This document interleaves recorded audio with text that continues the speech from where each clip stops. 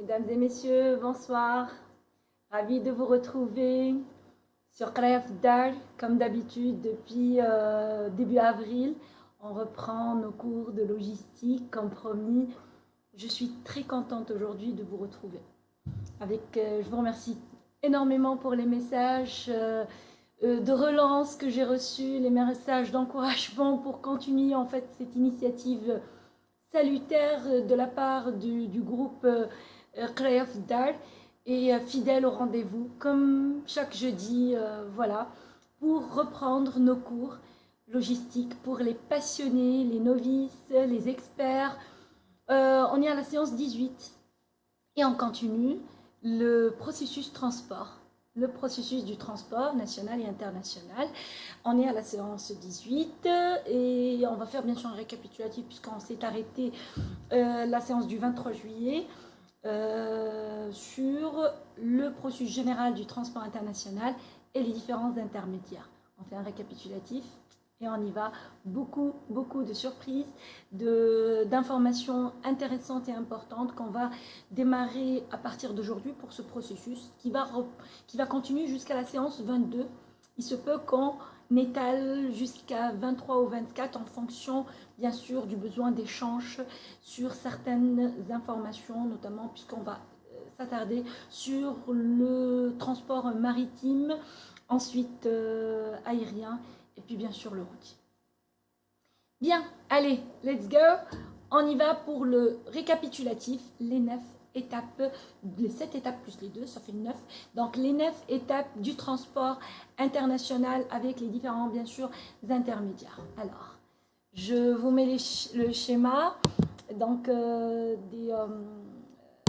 qu'on a l'habitude de faire ensemble pour que vous puissiez me suivre comme d'habitude. Alors, on a dit, quel qu'il soit le transport international, peu importe lequel, maritime, aérien, routier ou ferroviaire à l'international, que ce soit une opération d'import ou une opération d'export, on est amené à réaliser des étapes de transport depuis le fournisseur jusqu'au client. Alors, je reprends depuis le schéma global, le voici. Depuis le schéma global, on a dit que ce soit donc quand il y a un transport international, c'est-à-dire de la part depuis un fournisseur jusqu'à un client, en passant par ces 9 étapes. Ces 9 étapes, alors on y va. Premièrement, bien sûr, l'emballage. Donc l'emballage de la marchandise. Et pourquoi je parle de 9? Parce que pour rappel aux différentes, pour rappel par rapport aux différentes séances qu'on a en fait, on a déjà discuté de ça lors des dernières séances et on les a relatées plusieurs fois parce que ce sont les étapes qui rentrent dans les incoterms, c'est-à-dire ce sont qui partagent en fait ce qui fait, ce qui paye et celui qui en est responsable entre le fournisseur et le client. Il y a 7 étapes de transport auxquelles on ajoute 2 autres étapes. Donc, bien sûr, premièrement, l'emballage. Ensuite, le préacheminement, le transport national au pays de départ. Ensuite, la formalité douanière à l'export. Suivi bien sûr, donc déclaration douanière. Suivi bien sûr du chargement du transport à l'international, donc pour le chargement du transport à l'international, soit maritime, soit aérien, routier, ferroviaire.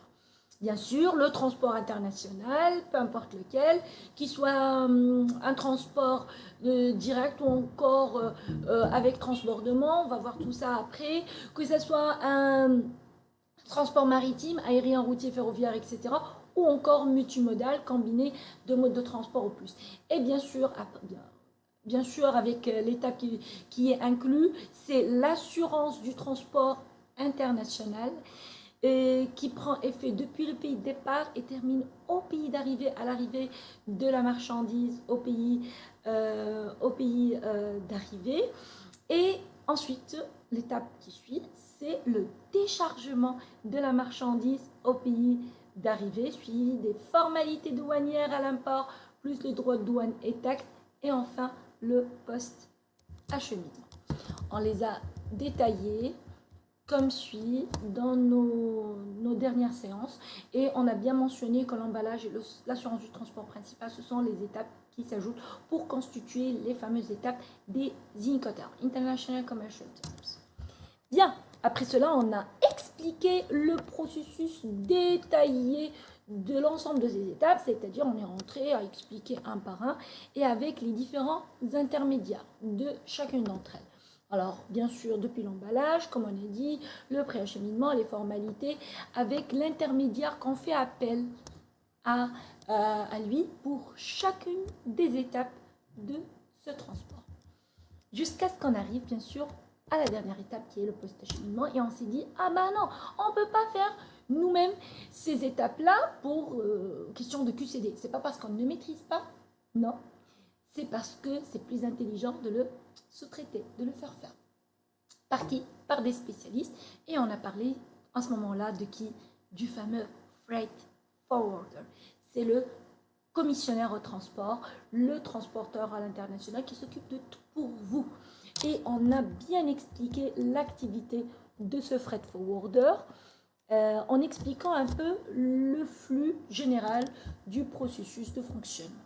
Là, on va rentrer dans le processus opérationnel chez le freight forwarder pour cette séance. On a expliqué ce que c'est un freight forwarder et pourquoi c'est plus intelligent de sous-traiter à lui au lieu d'avoir 8 intermédiaires ou 9 intermédiaires pour faire les 9 étapes. Et on a expliqué également que ce freight forwarder là, il s'occupe de tout pour vous et c'est un FUMSAR, c'est un commissionnaire au transport. Il n'est pas obligé d'avoir en fait en interne avec les moyens pour réaliser ces étapes là. Il sous-traite lui aussi, mais il consolide pour vous et c'est ça sa valeur ajoutée. Donc, mais attention, nous, en tant que chargeur, vous vous rappelez du terme logistique, c'est-à-dire celui qui a une marchandise à exporter ou à importer, on n'a pas à se débarrasser. On doit sous-traiter, mais jamais se débarrasser. C'est pour ça qu'il est nécessaire de comprendre comment bien maîtriser ce flux de fonctionnement avec ce prestataire de service qui s'appelle le freight forwarder et qui est extrêmement important. On a parlé que ce freight forwarder fait appel à ses agents, c'est-à-dire des représentants partout dans le monde en fonction de l'opération avec laquelle, pour laquelle il va réaliser. Et ce freight forwarder-là, justement, en faisant appel à son agent, il peut optimiser encore plus les opérations, les maîtriser, qualité, coût et délai. De même qu'on a dit que ce freight forwarder, il fait appel ou pas à son agent en fonction de l'Incoterm et en fonction de ce que vous avez justement commandé à ce freight forwarder en termes d'opération, import ou export. Parce que si j'importe avec un Incoterm dans lequel il reste à faire pour moi, le client, c'est-à-dire l'acheteur, juste les dernières étapes. Par exemple, pour un DAT, il me reste les formalités douanières et le post-acheminement dans les anciennes Incoterm de version 2010. Donc, mon freight forwarder s'occupera que de ça. Pareil, si je suis en train d'exporter et j'exporte en DDP, ça veut dire que j'appellerai un freight forwarder et qui s'occupera de tout pour moi. Donc, ce schéma-là, justement, il vous permet d'identifier en fait les différents mécanismes, quels qu'ils soient, justement, l'Incoterm. C'est pour ça que vous voyez deux freight forwarders, un appelé par le fournisseur et l'autre appelé par, justement, par le client. Appelé par le fournisseur ici, c'est le freight forwarder au pays de départ qui fait appel à son agent si on a besoin, si la commande du client ici nécessite de réaliser des opérations au pays d'arrivée. Alors, si c'est le cas, c'est ce qui va se passer. On va justement faire appel à l'agent. Pareil, le freight forwarder du client, on fera appel à lui si le client a besoin de réaliser des opérations dans son achat. Et donc, sur l'Incoterm avec lequel il a acheté. Et donc, du coup, lui aussi, il fera appel à son agent au pays de départ s'il y a des opérations qui sont à la charge du client selon cet Incoterm d'achat. Bien, alors, la question qui est restée justement la semaine dernière, mais comment fonctionne un freight forwarder justement? Donc, un freight forwarder, comment il fonctionne? Comment il réalise les opérations, un freight forwarder? Donc, justement, il était nécessaire justement de structurer un peu le fonctionnement chez un freight forwarder d'une façon simpliste. Chaque freight forwarder s'organise de façon optimisée selon sa taille, sa dimension, sa spécialité, etc. Mais en globalité, en majorité, on peut constituer les opérations au niveau d'un freight forwarder en 3 processus principaux. Ces processus principaux, comme j'avais terminé pendant la séance dernière, je les avais mentionnés, le commercial, le back-office commercial, voilà, le commercial, et le back-office exploitation, c'est-à-dire c'est celui qui va réaliser les opérations justement de ce transport, de cet import-export. Bien, alors justement, on va découvrir ensemble ces 3 sous-processus ou ces 3 sous-processus qui sont réalisés chez le freight forwarder et on va les découvrir ensemble. Et en détail, un petit peu en détail, pas rentrer en détail, on va revoir et rentrer dans le schéma de réalisation de ces opérations. Alors d'abord, il y a le commercial. Suivi du back-office commercial, je vais les afficher. Le commercial. Alors le commercial, c'est celui qui doit mettre en place, en fait, c'est le processus qui est le garant à ramener du business à un freight forwarder. Un freight forwarder doit toujours avoir un portefeuille assez solide. Quand je dis portefeuille client, assez solide, mais également qu'il doit être toujours en perpétuelle progression. C'est-à-dire que quand je suis freight forwarder, je ne suis pas amené à perdre des clients. C'est un indicateur. Perdre des clients n'est pas un bon signe. Donc, il faut ramener d'autres clients parce qu'on gagne sur la masse, généralement. Pour un freight forwarder, on gagne sur l'économie d'échelle qu'on réalise, sur le nombre d'opérations, vu les charges fixes importantes au niveau du fonctionnement de ce freight forwarder. Donc, le commercial doit être un commercial tueur, c'est-à-dire très, très fort. Et qui doit être développé au fur et à mesure avec stratégie. C'est-à-dire qu'il doit y avoir une vision stratégique, tactique et opérationnelle au niveau commercial. En fonction de la cible, en fonction du segment sur lequel s'est positionné ce freight forwarder, parce qu'on va voir après, est-ce que c'est du maritime, beaucoup plus, c'est de l'aérien, c'est du routier, c'est les 3, est-ce que dans chacun des 3, est-ce qu'on fait tous les types d'opérations, est-ce que c'est le complet, c'est-à-dire le FCL, Full Container Load, ou encore du LCL, c'est le groupage. Quel type de maritime? Est-ce que c'est du vrac, c'est du conteneurisé, c'est du conventionnel ou encore c'est du roulier? Donc il y a énormément de positionnement sur lequel la stratégie d'un freight forwarder doit se remettre en cause généralement chaque année.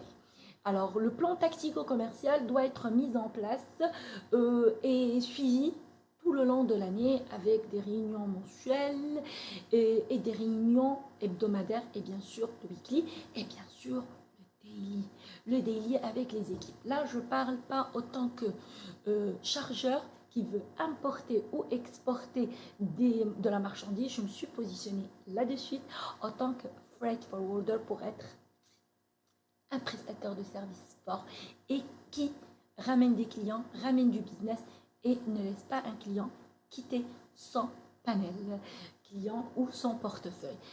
Comment un client ne va pas quitter le panel d'un freight forwarder? Tout simplement, qualité, coût et délai, c'est-à-dire les opérations sont réalisées au plus bas coût, c'est-à-dire avec une offre défiant toute concurrence maîtrisée, et on va voir, on ne travaille pas pour la gloire, il faudrait que ce freight forwarder gagne. Donc justement, comment on peut gagner tout en étant compétitif par rapport au marché? Également, c'est les délais, c'est-à-dire avoir des opérations qui sont réalisées sans qu'il y ait des dysfonctionnements. Et ça, c'est par anticipation. Les équipes, on va le voir tout à l'heure, que les équipes d'exploitation doivent être des équipes qui sont extrêmement bien organisées et structurées dans leur fonctionnement, avec des procédures strictes et des indicateurs et tableaux de bord, d'où c'est pour ça que je parle d'indicateurs ou de réunions de suivi et de fonctionnement, que ce soit au niveau commercial, au niveau back-office commercial qu'on va voir tout de suite, ou encore au niveau exploitation. Le commercial également est amené à vendre, c'est-à-dire vendre les prestations logistiques, et donc il est amené à réaliser des négociations, à réaliser, en fait, c'est le front office avec le client. Et donc, il est le garant de la fiabilisation des relations clients avec son entreprise. Un prévisionnel est important à mettre en place. C'est un peu difficile dans cette activité-là, mais c'est pas impossible. Il faudrait juste, en fait, bien se positionner, segmenter et surtout cibler la clientèle sur laquelle il est beaucoup plus fort. Une fois que le commercial a déniché ou a décroché des demandes de cotation ou des clients qui ont été intéressés par ces prestations suite à une réunion au sein de leur entreprise, donc forcément ils vont les consulter, ils vont le coter. Et c'est là où le commercial, le processus commercial, je ne parle pas de personne, je parle du processus, parce qu'il se peut que chez un freight forwarder, la même personne, la même ressource peut réaliser les trois processus qu'on est en train d'expliquer. Comme on peut avoir chez un freight forwarder une armée dans chacune des processus. Ça dépend de la taille dans chaque processus. Ça dépendrait de la taille de ce prestataire de service. Donc, le processus commercial, quand on a pu décrocher un client en termes de consultation, donc on reçoit des demandes de cotation, c'est le processus commercial qui a terminé. Mais le travail n'est pas fini. Ce n'est pas parce qu'on a intéressé un client pour qu'il commence à nous consulter pour ses opérations d'importation ou d'exportation que c'est gagné. Eh bien non, pas encore. Qui prend la main? Le processus back-office commercial. Le processus back-office commercial, c'est un processus extrêmement important. Ce processus-là, c'est celui sur lequel se base l'entreprise pour réaliser les meilleures cotations, pour pouvoir offrir une offre qualité, coût et délai au client pour qu'il puisse confirmer. Parce que vous savez qu'un client, un chargeur, quand il envoie des consultations, des demandes de cotation, ce n'est pas forcément à un seul freight forwarder qu'il consulte, non. Il va consulter les freight forwarders qui l'ont intéressé dans son panel suite au processus de prospection lors de la réalisation de son achat de cette prestation-là. Donc, lors de ce processus achat, il a effectué la prospection, il a été intéressé par les prestations de ce commercial qui s'est présenté chez lui, et donc il va commencer à le consulter. Donc, le back-office commercial, le processus back-office commercial ne doit pas rater ses cotations, sinon il va réaliser toutes les opérations de cotation, et malheureusement, il ne gagnera pas l'opération s'il n'est pas qualité, coût et délai. Donc, il doit bien maîtriser les processus. Il doit être très fort en termes de maîtrise de l'ingénierie de transport international, les flux à l'international, les flux internationaux. Et pourquoi? Parce le client n'attend pas qu'un prix. Malheureusement, en tant que chargeur, on a l'habitude d'avoir des opérations et donc de consulter pour le prix. C'est-à-dire, on dit opération importation Shanghai Casablanca. Mais il n'y a pas que il y a d'abord, premièrement, le flux, qualité de l'opération. On ne parle pas de la qualité du freight forwarder, c'est fait ça. Allez, c'est terminé. On a déjà cherché, prospecté et vérifié les capacités, les compétences de ce freight forwarder dans notre processus achat. Là, je parle en tant que chargeur. Mais là, je dois chercher la qualité en termes d'opération, le flux qui a été proposé. C'est un flux avec quelle compagnie, avec quel transbordement, si c'est le cas, selon quelles conditions d'opération, dans quel mode de transport a été choisi, etc. Donc le flux, je n'ai pas parlé encore prix. Ensuite, j'arriverai en termes de délai. Le délai de réalisation et tout ce qui a été ensuite négocié en termes de quoi? De tarise, dans le cas du maritime, de franchise en général, quel que soit le mode de transport, c'est-à-dire tout ce qui est facilité, qui a été proposé par qui ont été proposés par ce freight forward. Donc, le back-office commercial, il a la lourde tâche de maintenir ce client dans le panel et faire gagner des opérations. Parce que le commercial n'a pas gagné l'opération, il a gagné la confiance d'un client qui va le consulter. Alors que le back-office commercial, il a l'obligation de gagner l'opération d'un client qui l'a consulté par une offre compétitive. Qualité, coût et délai, en termes de flux, j'ai dit, en termes de délai, mais également en termes de coût de l'offre, c'est-à-dire le prix proposé par ce prestataire qui est le freight forwarder. Bien, après on va voir d'autres choses que fait le back-office commercial, notamment c'est le scheduling qu'ils n'aiment pas faire. Et pourquoi ils n'aiment pas faire? Parce qu'en fait, il y en a certains clients qui ne les intéressent pas par non-connaissance ou non-maîtrise des flux, des opérations. Mais quand on tombe sur des clients qui sont exigeants, qui exigent un scheduling, un reporting, etc., parce que leur procédure le nécessite. Et on va voir pourquoi. C'est pareil, il faut l'exiger pour l'exiger, parce qu'on en a besoin autant que chargeur, pour également mieux piloter notre processus avec ce prestataire de service. Donc là, le freight forwarder, il est capable de le faire pour les clients exigeants. Alors, messieurs, mesdames et mesdemoiselles, les responsables logistiques, transport dans les entreprises, en tant que chargeur, il y a du boulot. Donc, il y a à faire. Et également, mesdames, messieurs, mesdemoiselles, les responsables des opérations au sein des freight forwarders, vous avez intérêt à vous différencier avec des procédures anticipées pour les proposer à vos clients que les autres freight forwarders n'ont pas l'habitude de proposer à leurs clients. C'est ça en fait, et c'est ça ce qui peut vous démarquer. Vous faites tous les mêmes opérations, vous arrivez tous à négocier correctement grâce à vos agents, à vos contrats cadres avec les compagnies maritimes, aériennes et j'en passe. Mais qu'est-ce qui vous différencie? Différencierez, c'est votre qualité de service, c'est votre relation de partenariat avec votre client. Votre client maîtrise les opérations. Il ne se débarrasse pas. Il sous-traite chez vous.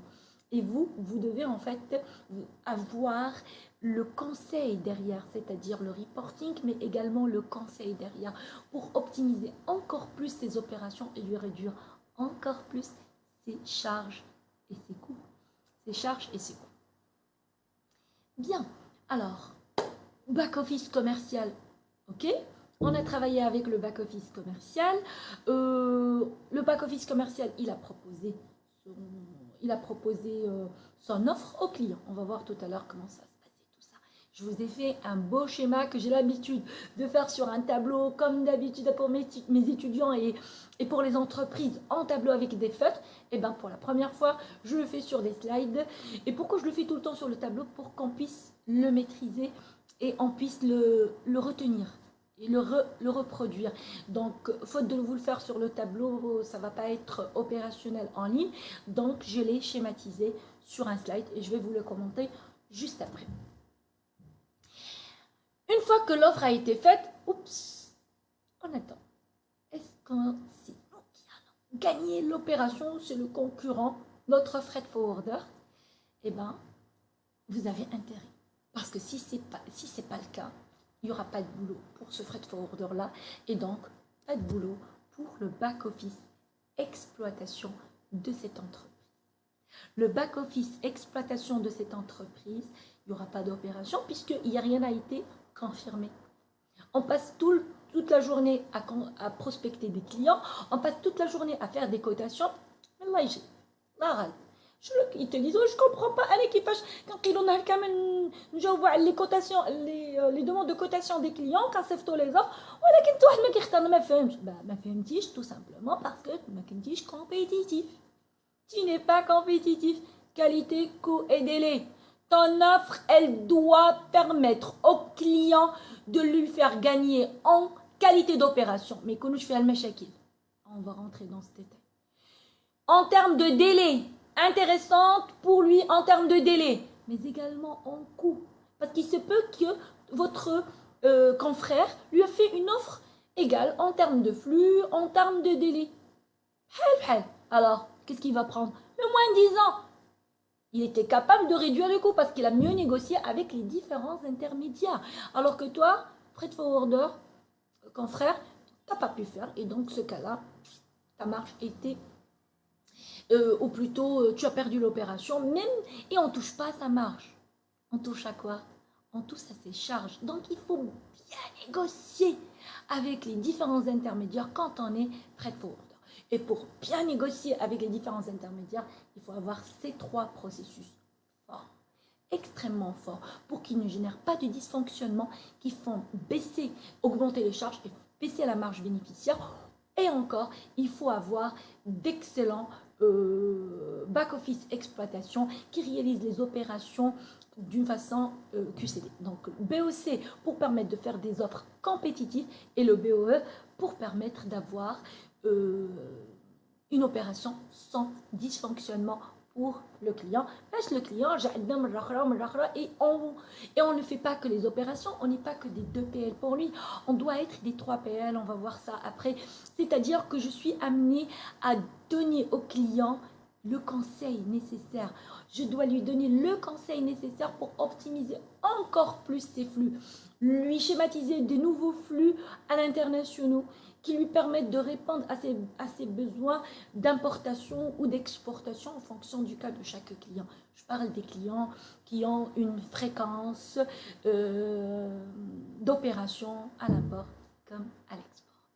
Alors, ce back-office exploitation, c'est celui qui commence l'opération, qui la réalise et qui doit suivre et reporter en fait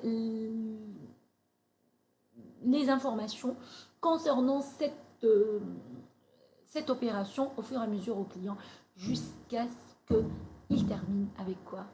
Facturation et recouvrement. Ça veut dire livre, factura et recouvrement le dossier. Et c'est là où le processus termine. Donc, si je veux voir le input-output de chacun de ces trois processus. Alors, le commercial, le input, donc c'est-à-dire données d'entrée, prospection client, décrocher des clients.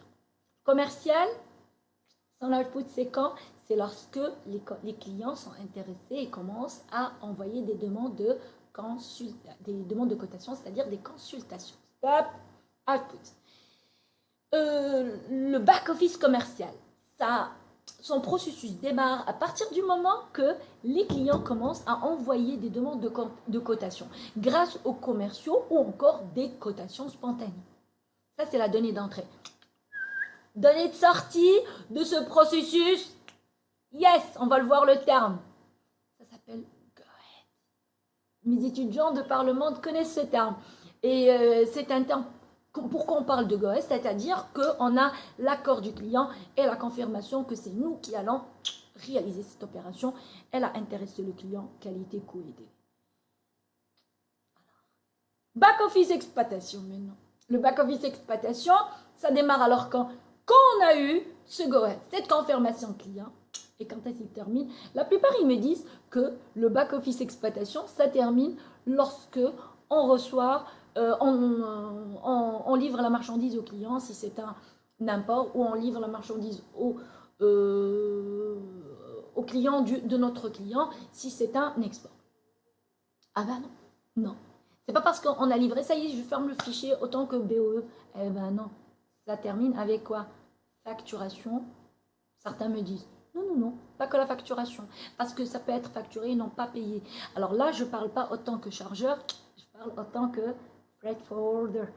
Donc, quand je suis BOE, le processus, il ne termine pas à la livraison, ne termine pas au moment où on a terminé les opérations qui ont été commandées, ne termine pas au moment de la facturation, parce qu'il y en a certains qui, leur BOE, facture, ça fixe, dossier, within. Non, surtout pas. Ça termine au moment du recouvrement. Une fois que le dossier il a été recouvert, c'est-à-dire qu'on a eu notre paiement sur cette opération, c'est là où le dossier peut être classé. Tant que le dossier n'est pas payé, malheureusement, c'est un gros problème au niveau du freight forwarding. Les impayés, lorsque les clients sont en compte, ils ne sont pas en fait, c'est pas des clients qui doivent payer en comptant, c'est-à-dire à la livraison. Alors, dans ce cas-là, le BOE doit avoir un suivi rigoureux de son recouvrement. Quand je dis le BOE, ce n'est pas la personne, je répète encore, je parle du processus. Bien sûr, on aura des agents de recouvrement qui s'occupent de ça, etc. Mais ça, c'est des postes. Moi, je parle processus. Bien, alors, vous souhaitez voir un peu comment ça se passe un petit peu en détail, ces 3 sous-processus dans l'entreprise. Donc, que vous soyez des freight forwarders, que vous soyez des clients à ces freight forwarders, c'est-à-dire des chargeurs qui veulent importer ou exporter, positionnez-vous selon votre côté pour bien apprécier ce schéma et ce flux, processus de fonctionnement détaillé du freight forwarder. Alors, je l'ai mis en suspense et j'ai laissé des mots-clés suspense pour ceux qui connaissent. Vous voyez ici sur Istaris, cut-off time, closing date, on va voir tout ça. Mais step by step. Alors, je commence. Je suis un client, j'ai pris un exemple. Je suis un client, je veux faire une opération d'importation, peu importe. Importation Chine-Maroc, par exemple. Et j'ai acheté en Ex-Works. Ex-Works, ça veut dire départ usine, c'est-à-dire que je dois moi-même, client, importateur, m'occuper de tout depuis mon fournisseur jusqu'à chez lui. Le fournisseur, jusqu'à chez lui, c'est le client qui doit s'occuper de tout. Sauf une seule des étapes, des 9 étapes, quand on a vu tout à l'heure, c'est l'emballage qui est toujours à la charge du fournisseur. Bien, j'ai essayé de prendre un exemple qui va coiffer le total. Après, en fonction des quotas, bien sûr, une partie sera à la charge du fournisseur, une partie serait à la charge du client. Mais sur cet exemple-là d'importation que j'ai pris, un exemple, c'est au client de tout faire. Donc, le fournisseur, il n'aura qu'à emballer et stop et mettre la marchandise à disposition de ce client dans son entreprise, c'est-à-dire départ usine.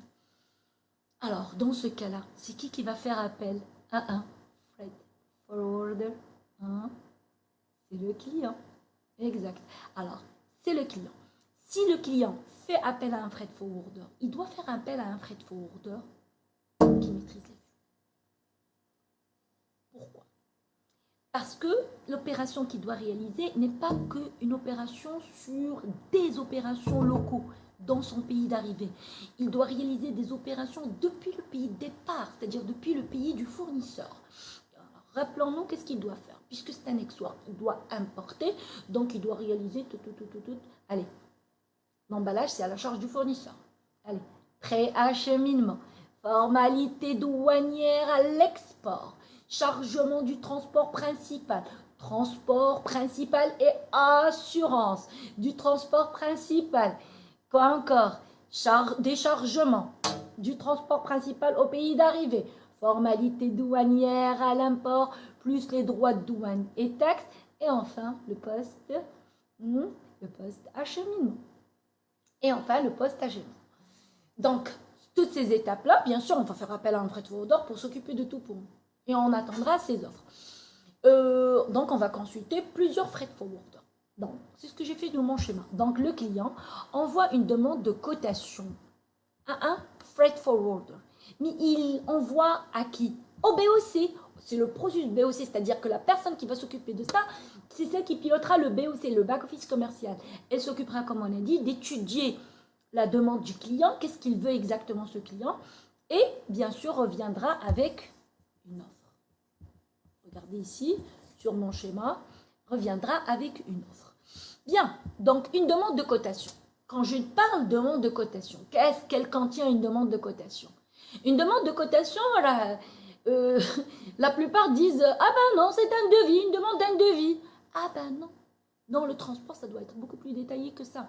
Et je vais faire une petite confidence à messieurs et mesdemoiselles et mesdames, les responsables logistiques, les chargeurs, qui font appel à des freight forwarders. Quand vous faites appel à un freight forwarder et vous écrivez dans votre email, demande de cotation, vous dites j'ai l'honneur de vous transmettre une demande de cotation pour une opération de transport international depuis mon fournisseur qui se trouve en Chine et à l'adresse suivante, etc. Il s'agit d'une marchandise, nanani, nanana, et je souhaiterais importer sous l'Incoterm Ex-Work et je souhaiterais avoir un meilleur tarif dans les délais intéressants. Mais vous faites un texte là. Mais qu'est-ce que vous faites là? Donc, premièrement, ça commence à devenir rare. Depuis une dizaine d'années, on ne retrouve plus ce genre d'email. Donc maintenant, il y a des logisticiens qui ont fait des études, qui ont étudié le transport international, qui ont un niveau d'études qui ont d'expérience et qui ont un niveau d'études qui commencent à éviter, mais je le retrouve toujours chez certains clients. Ça, à éviter complètement. Donc, une demande de cotation, bref, synthétique, et écoutez-moi bien, qui contient le maximum, s'il vous plaît, le maximum de jargon, de mots, clés transport, de jargon. Parlez le même jargon transport que votre freight forwarder. Vous ne pouvez pas, en fait, écrire un email comme Monsieur Tout le Monde. Ben non. Un médecin ne parle pas comme Monsieur Tout le Monde. Quand un médecin commence à parler, on entend le jargon de médecin. Et on se dit, waouh, c'est un médecin. Eh ben oui, waouh, on est des logisticiens. On parle jargon logistique, transport. Et c'est pareil dans tous les autres domaines de la logistique. Donc, on a intérêt, justement, à bien rédiger notre demande de cotation. Bon, vous allez me dire, ah ben non, ça c'est révolu. Oui, ok. Mais ça existe encore. Mais ce qui est aussi majoritaire, c'est que je retrouve des demandes de cotation disant « Merci de nous transmettre votre meilleure offre de prix pour une opération d'importation depuis Shanghai à rendu Casablanca en Ex-Work. » Stop. Et voilà.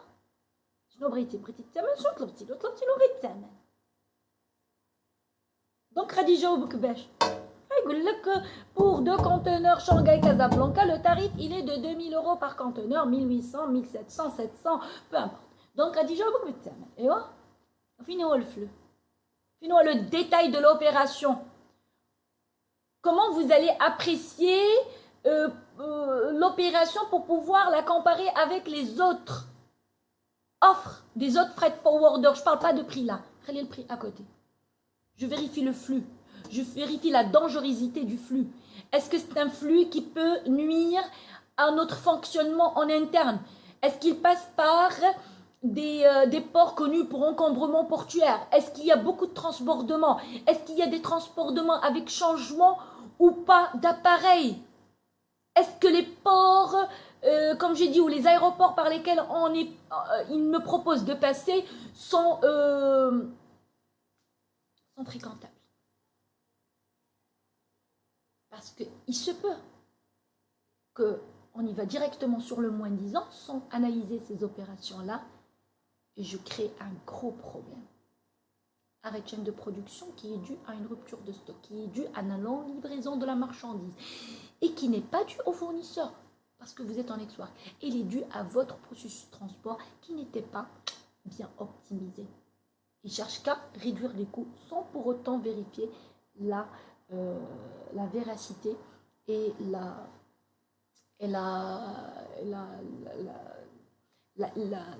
l'expertise ou la performance du flux qui a été proposé par votre freight forwarder. Donc, on ne voit pas directement les prix proposés. D'abord, c'est le flux. Alors, pour pouvoir justement demander à votre freight forwarder de vous donner un flux intéressant, il faut le mentionner. Et bien, comment on peut le mentionner avec la terminologie nécessaire ou encore le jargon nécessaire? Merci de nous transmettre votre meilleure offre de transport. Qui dit offre de transport, ça veut dire le flux, les délais, les tarifs. Elle contient tout. Et là, je définis depuis X jusqu'à Y, sous Incoterm Z, pour une marchandise dont les spécificités sont définies en pièce jointe. وعلاش شنو كاين في البيس جوينت؟ كاين la liste de colisage. Pas qu'une liste بالديتاي. سي كوا اون ليست دو كوليجات؟ ان دوكيومون ندخل فيه الديتاي ديال السلعه اللي غادي باغيين امبورتي ونكسبورتي بالديتاي ديزينياسيون لا ريفيرونس لا كونتيتي le poids total le poids réel le poids taxable les dimensions longueur largeur hauteur le volume pour oui également on en a besoin et toute spécificité nécessaire pour cette marchandise, tout le détail. Et en pièces jointes, oh mais chef, l'email, tout est mis dans l'email. On n'a pas le temps. Un logisticien qui a le temps d'écrire tout ça dans un email, ça veut dire que ce n'est pas un bon logisticien parce qu'il a le temps de se gratter la tête. D'office, un logisticien n'a pas le temps de se gratter la tête. Yak? Ah voilà. Donc, des emails, comme j'ai dit, bref, synthétiques et très très pertinents. Donc, liste de colisage. Merci de me transmettre votre offre sous, allez, 1 heure, bon, ça va, non, pas 1 heure.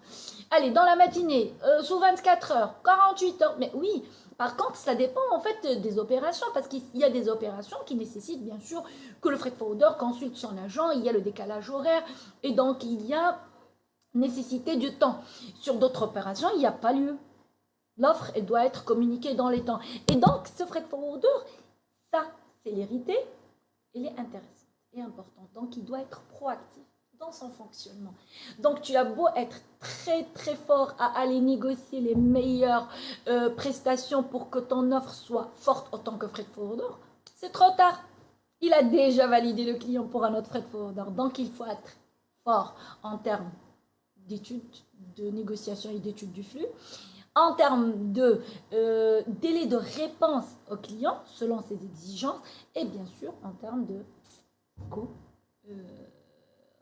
c'est-à-dire le prix proposé et par rapport à vos charges et donc la marge bénéficiaire qui doit être confortable pour ce freight forwarder ou qui peut justement lui permettre de rester au minimum compétitif. Donc, la demande de cotation, elle est importante. Bien, allez, une fois qu'on a envoyé la demande de cotation au BOC, première chose qu'il va faire le BOC, allez, qu'est-ce qu'il va faire le BOC? Ben oui, il va contacter d'abord son agent, le BOC agent au pays de départ, puisque c'est une opération d'importation. On voit qu'il est le pays d'arrivée, il est au pays d'arrivée et il faut ramener la marchandise du pays de départ, donc l'agent qui est au pays de départ. Alors, puisque l'agent est au pays de départ, donc on va le contacter pour qu'il puisse lui aussi consulter toutes les prestataires pour les opérations au pays de départ, à savoir le préacheminement qui doit être réalisé, les formalités douanières à l'export, le chargement du transport principal et surtout le transport principal qui est très important. Et bien sûr, le freight forwarder lui-même ici au pays d'arrivée, les consulter. Il va faire quoi lui? Il va s'occuper de toutes les opérations locales, c'est-à-dire l'assurance du transport principal. Ici au Maroc, l'assurance doit être prise en local. Formalité douanière à l'import, ma transiteur, je vois un transiteur là, le déchargement de ce transport international une fois la marchandise va arriver et le post-acheminement. Donc, quand je vais contacter le BOC, autant que moi aussi BOC chez le freight forwarder ici au pays d'arrivée, on contacter l'agent d'IALI BOC au pays de départ, on dit il y a un client, on a une demande de cotation, on dit il y a un client, voilà, et voilà ce qu'il veut. Je compte sur toi. Allez, tire-moi les meilleurs tarifs, les meilleures les prestations, tarifs et prestations au pays de départ pour qu'on passe, pour qu'on puisse gagner cette opération avec ce client. C'est un gros poisson à dos, des flux mensuels importants, donc on n'a pas le droit à l'erreur. Donc il faut être compétitif. Malheureusement, quand certains freight forwarders, les BOC disent, je vais dire, qu'est-ce que l'agent m'a m'souqlish. Mais il n'a pas de poids.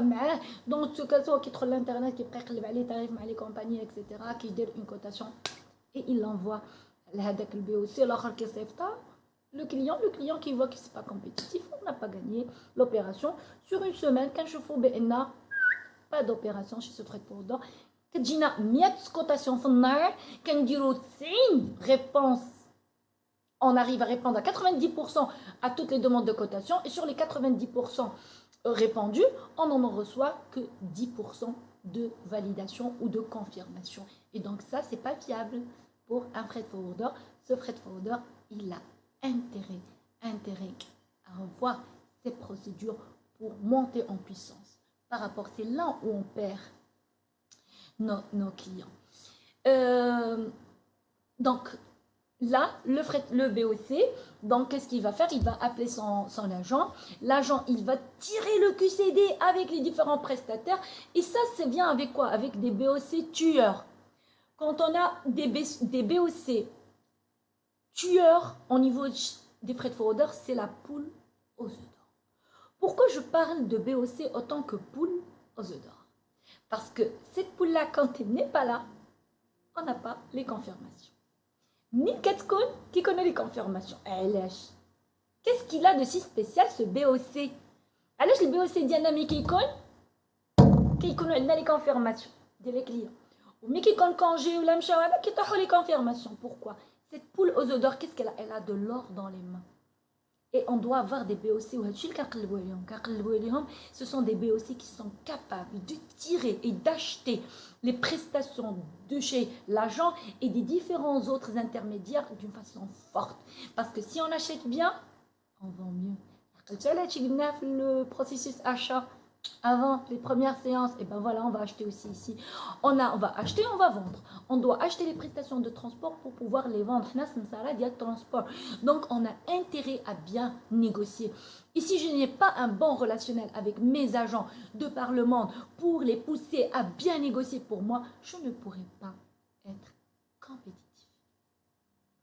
Donc, pourquoi je parle de poule aux œufs d'or? Et comment ça se passe en fait l'offre qui est réalisée au client justement, au client le client qui a envoyé cette demande de cotation. Donc j'envoie, j'ai dit ma demande de cotation moi aussi en tant que freight forwarder à mon agent. Mon agent, il fait ses demandes de cotation aux différents intermédiaires au pays de départ et il revient vers moi avec une offre. Une marge pas. La marge, donc la marge, elle est décidée entre le BOC, entre les deux BOC de l'agent et celui du freight forwarder. La même chose, le BOC ici, il consulte les différents prestataires pour réaliser les autres opérations et il constitue une offre. Et par contre, cette offre-là, la deuxième, elle est margée. Mais c'est qui décide de la marge? Le BOC du pays de départ ou le BOC du pays d'arrivée? Eh ben, c'est le POC ici, dans notre cas ici, celui du pays d'arrivée, parce que c'est lui qui gère le business. Je peux gérer le business. Oui. Donc, généralement, il décide les deux sur la marge à appliquer sur la partie du pays de départ. Mais sur la partie du pays d'arrivée, qui décide la partie de l'eau, parce que c'est lui qui a ramené le business. Et la marge qui a été décidée sur tout ce qui a été réalisé par l'agent au pays de départ, généralement, c'est du 50-50, c'est ce qu'on appelle du co-share, du profit share, co-share, c'est-à-dire partage de profit. Et bien sûr, le freight forwarder du pays d'arrivée, l'opération, il ajoute en fait le coût et sa marge bénéficiaire sur les opérations qu'il va tout réaliser et lui, il va faire une offre margée au client. Attention, cette offre, elle doit être compétitive. Donc, c'est pour ça que le freight forwarder agent ne doit pas marger. Il y aura une surmarge encore, ne doit pas marger sur son freight forwarder qui va marger sur le client. Encore sur le client, donc l'offre ne serait pas compétitive. Donc, ils ont intérêt à tirer sans pour autant toucher à leur marge. Donc, la meilleure façon de faire, c'est de travailler sur les charges. Bien, le client reçoit l'offre margé de plusieurs freight forwarders, comme le schéma que j'ai fait ici, avec plusieurs freight forwarders, et 3 décisions sont définies par le client. Je nomme les décisions là, soit c'est confirmé, regardez, c'est qui confirme, il est très bien, c'est décidé, c'est bon, allez-y. Soit c'est refusé, non, votre offre n'a pas été retenue, ou encore c'est à négocier, c'est-à-dire qu'il y a encore des échanges entre le freight forwarder et le client et le freight forwarder sur des opérations X et Y qu'ils souhaitent en fait revoir leurs tarifs ou leur flux ou le délai, etc. ou négocier des franchises, ainsi de suite.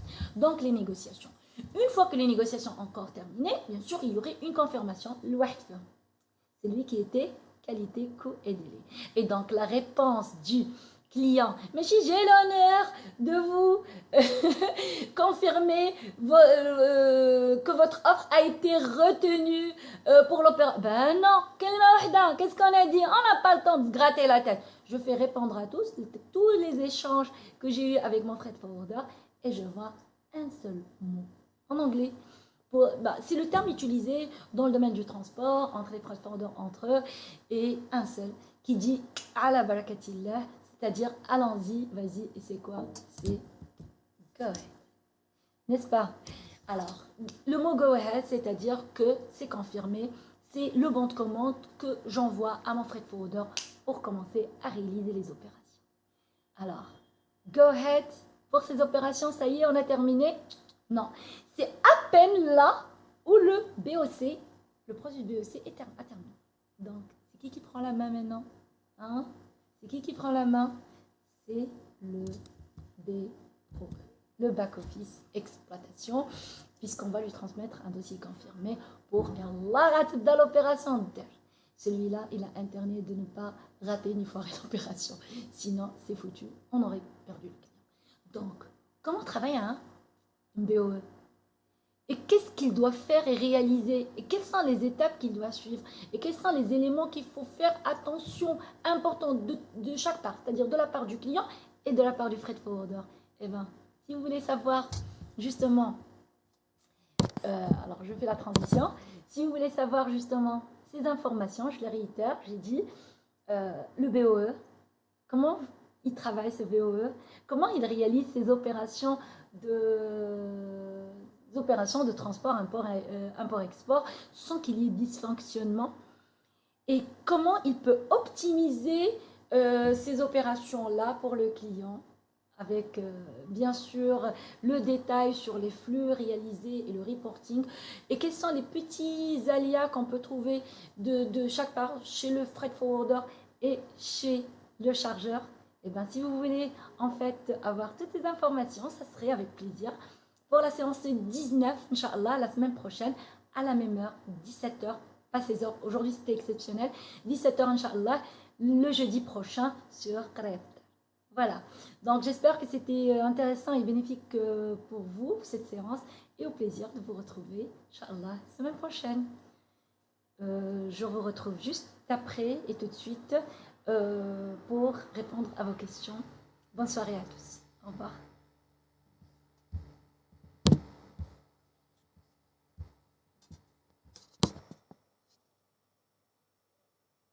Bonjour Fatem Zahra, ça me fait plaisir de te retrouver. la plus belle des logisticiennes et la plus forte et la passionnée du transport et de logistique. Bonjour Monsieur Ies, bonjour Monsieur Mustafa, bonjour Monsieur Chami. Le live, il est déjà enregistré, Madame Cholfi. Alors, je réitère en fait ce qu'on dit toujours, c'est que toutes les vidéos en live sont ensuite disponibles juste après à revisualiser sur Facebook, mais également dans quelques heures sur YouTube. Donc, vous retrouverez toutes les séances, depuis la séance 1 jusqu'à cette séance-là, la séance 18, sur YouTube aussi. Voilà. Bonjour Madame Shaib, Madame Benani, bonjour. Bonjour Madame Hanan. Monsieur Tantawi Anas, ça me dit quelque chose ce nom, ça fait longtemps, c'est un de mes anciens étudiants. Bonjour Monsieur Alami. Bonjour Monsieur El Bouhali, ou Madame, pardon, Madame Halima El Bouhali, bonjour. Bonjour Monsieur Hommage. Merci Monsieur Oussama Loukili, merci. Monsieur Braille Junior, merci. Oui, ça me fait plaisir de te retrouver toujours mes étudiants très fidèles. Et ça me fait plaisir d'avoir de vos nouvelles et de vous voir épanouie dans vos postes et avoir des grands postes de responsabilité. Ça fait 10 ans quand même que j'ai commencé à enseigner. Je fête mes 10 ans cette année. Et un grand plaisir d'avoir de vos nouvelles à chaque fois et de vos messages. De vos messages. Et puis, pour certains d'entre vous, être aussi fournisseur. Pour certains d'entre vous, je suis leur fournisseur, je suis leur client. Donc, ça fait plaisir. Merci, Monsieur Mehdi. J'ai pas de questions aujourd'hui. Je viens de découvrir la page. Avec plaisir, Madame Ekram. Bonjour, Madame Lamia, enchantée. Voilà, donc il n'y a pas de questions. Donc, je pense que tout était clair. N'hésitez pas à poser vos questions pour la suite, pour la séance prochaine, Inch'Allah, si nécessaire. Et au plaisir de vous retrouver sur Krayaf Dar jeudi prochain. Au revoir.